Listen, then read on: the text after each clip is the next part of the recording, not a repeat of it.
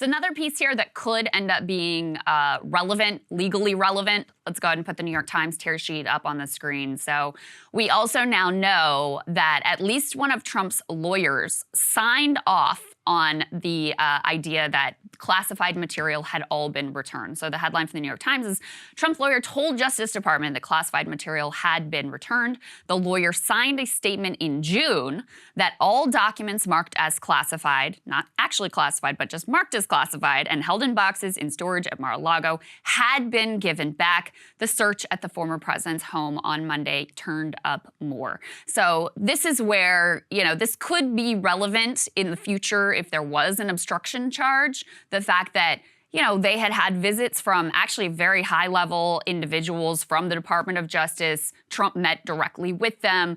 They said, and this lawyer signed this statement saying, we gave you everything that's marked classified. That's all we have. And then that clearly turned out to be not the case. And that's basically not in dispute anymore. And there's a dispute over whether they were technically still classified or not.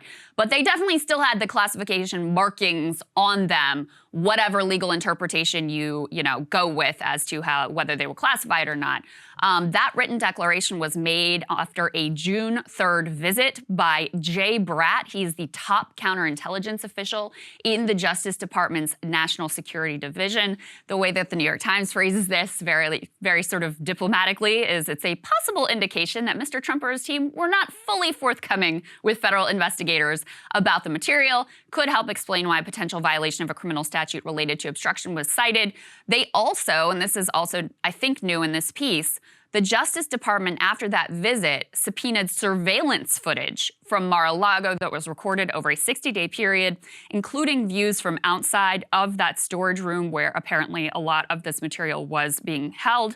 According to a person briefed on the matter, the footage showed that after one instance in which Justice Department officials were in contact with Mr. Trump's team, boxes were moved in and out of the room.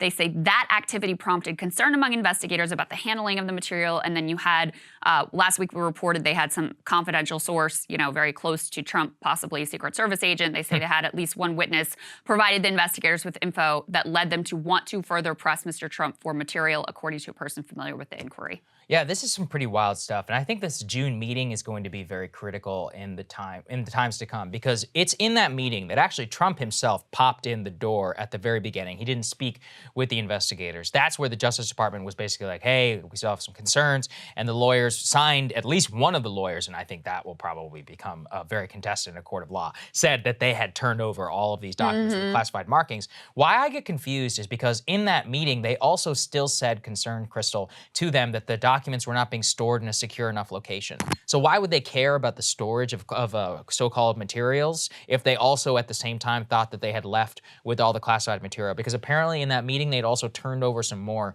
classified material. That's why I don't particularly understand. Like, why would you be concerned with storage of documents if you also have a written declaration now that classified documents have been turned over?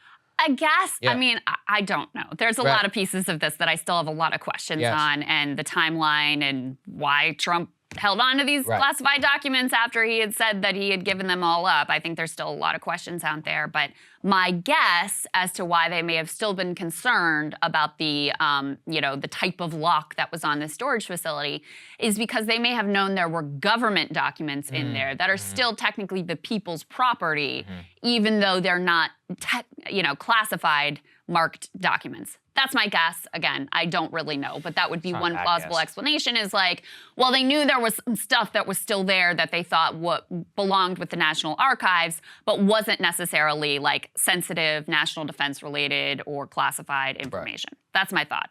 There's one other piece here.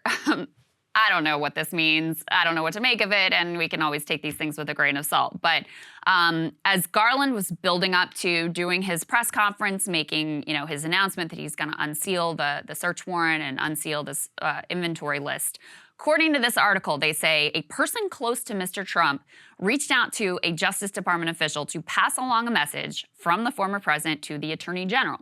Mr. Trump wanted Mr. Garland to know that he had been checking in with people around the country and found them to be enraged by the search.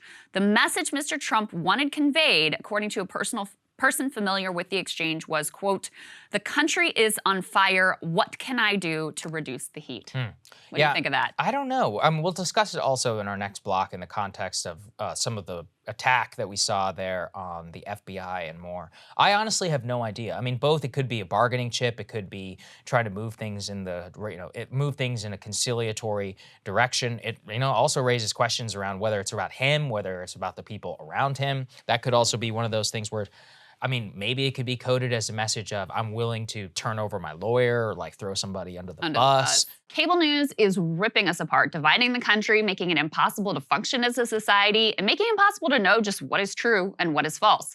But the good news is they are failing and they know it. That is why we're building something new, a new mainstream, a healthier one, something more trustworthy, something that we are going to need in one of the most pivotal times in American history. We are building up here for the midterms, for the upcoming presidential election, but we need your help. So if you can help us out by becoming a premium member today at breakingpoints.com, we're trying to change America for the better and the entire world. So what are you waiting for, guys? Go to breakingpoints.com and sign up and help us build a new mainstream.